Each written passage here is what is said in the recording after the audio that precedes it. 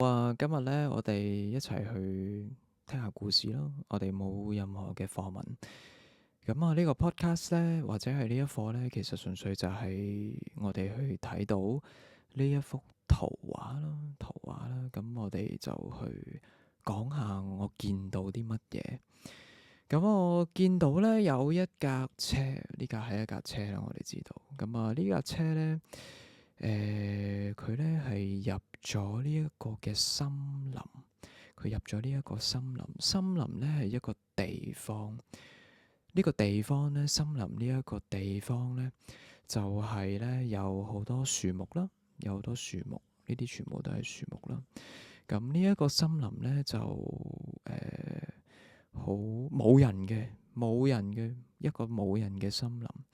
咁咧今日咧呢一個嘅天氣咧，就唔係幾好，其實應該係有啲陰天，咁唔係好光啦，唔係太光。咁跟住咧，呢個人咧，佢就揸呢架車就入咗去咧呢一個嘅森林。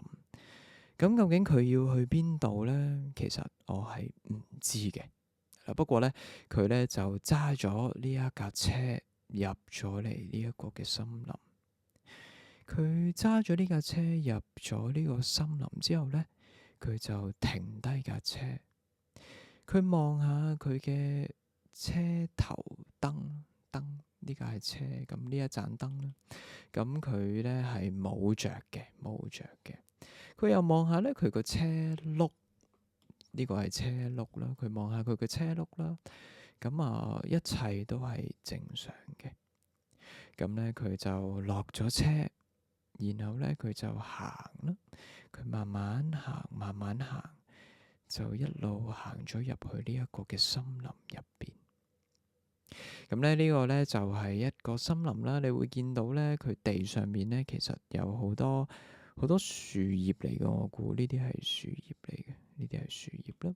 咁啊呢一個嘅森林咧就係